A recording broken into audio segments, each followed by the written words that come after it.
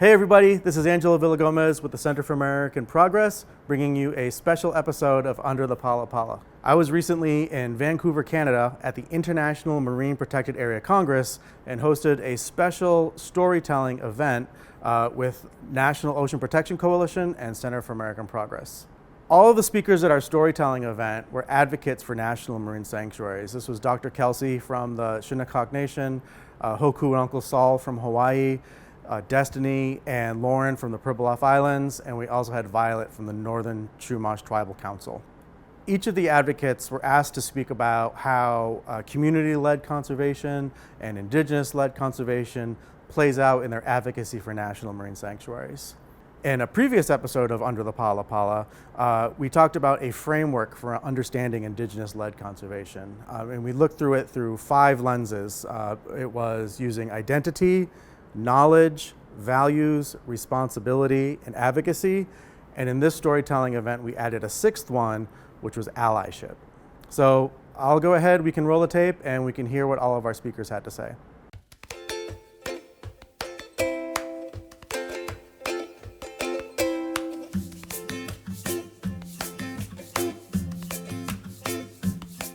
I'll tell you what changed my life.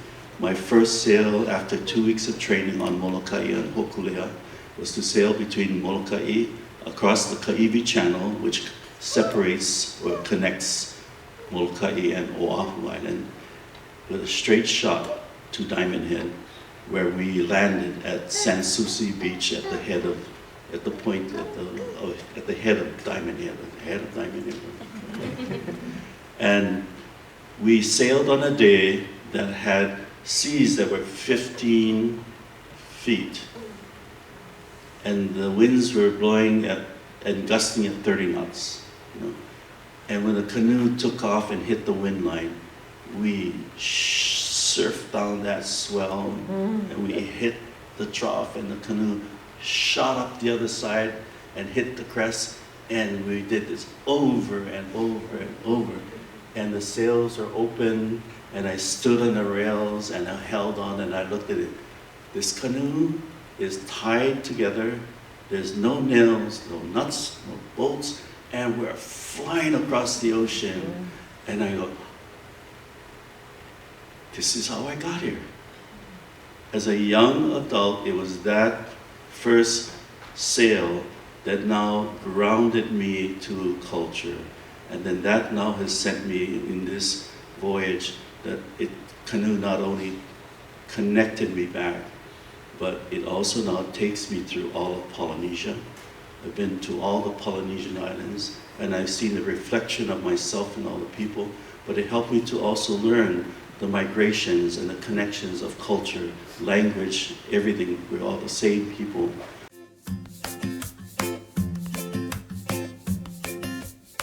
My people are people of the ocean and people of the sea, which has been established a very long time ago.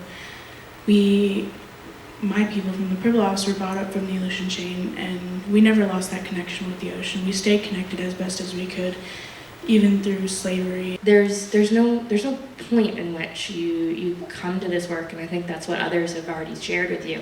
It's a part of who we are and who I am as a Shinnecock person. The story of my genealogy as a native Hawaiian in this Kumulipo, so that I know exactly now who I am, where I come from, and we come from the deep seas, and we begin with the first coral polyp.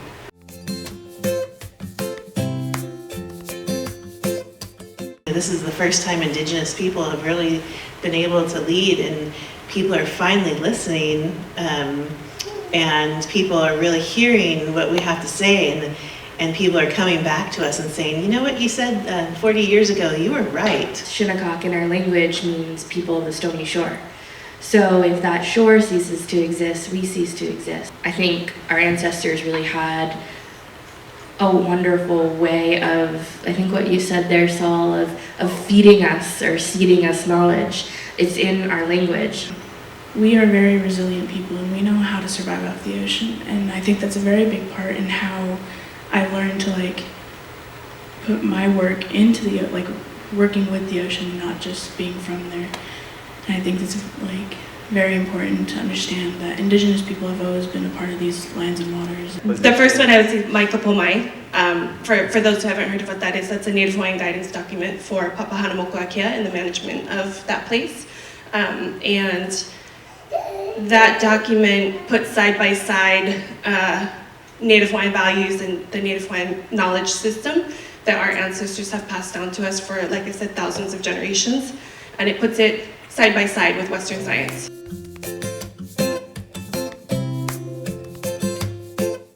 I just didn't happen to be someone who advocates for this. It became a part of my life.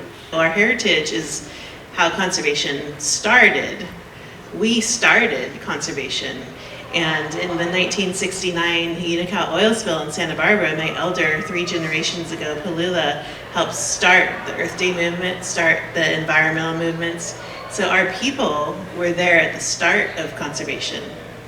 And so it's important that we tell the story the way it really happened.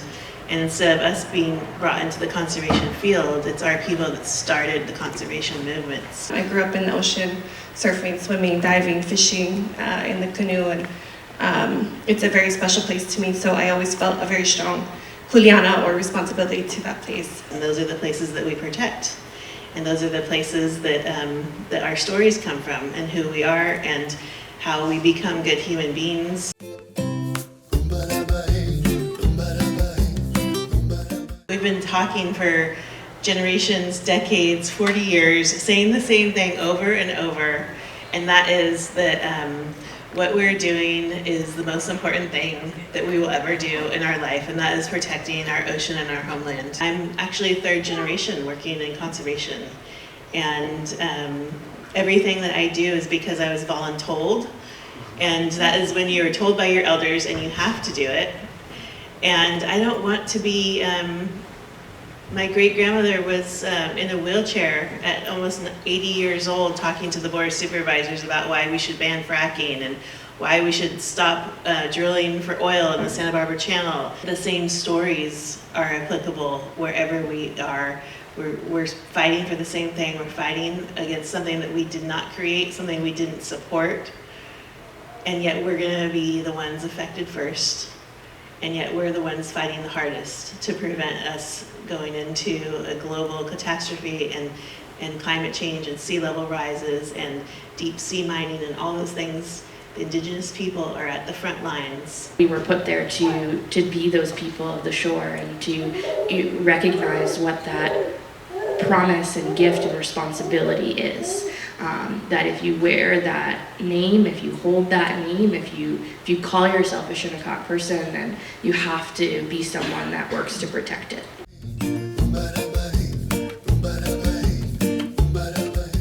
My ancestors have been observing Hawaii for thousands of generations. So why would a Western knowledge system be placed over that, right? And so really demanding that. Demanding that from the United States government on a day-to-day basis is not easy. Now we're working towards protecting it from outsiders, basically. People who don't depend on these sort of things, people who just see it as a profit, because we depend on it for our next meals, we depend on it for our future meals, for our children. I just want to bring everything that I can and be as best of an ally as I can to this work. Like, I'm still learning who I am. I've worked for the tribal government of St. Paul for a decade now, which I've been welcomed into that community, and 10 years ago I had no idea what that meant. I had no idea what an honor that was. I guess that's what I bring with me into this work is it's so moving that even a very non-emotional, very pragmatic person like myself can get very overwhelmed and very emotional about having the honor of fighting for something so worthy.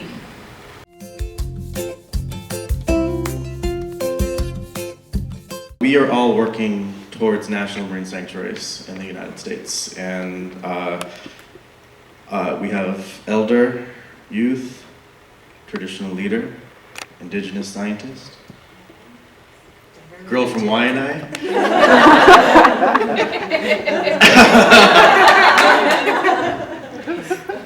and allyship. The one thing that we all have in common up here is that we're also teachers. And we've heard so much about the need and the importance of Indigenous-led conservation at this conference. So we want to have these conversations with folks and be able to share our experience and our knowledge. And I want to work with frontline heroes that are sitting up here and help explain to the world, their worldview. I think if we want to include Indigenous knowledge and conservation in the larger conservation movement, we have to bring the world along with us. So that was the purpose of this storytelling. Thank you so much for coming.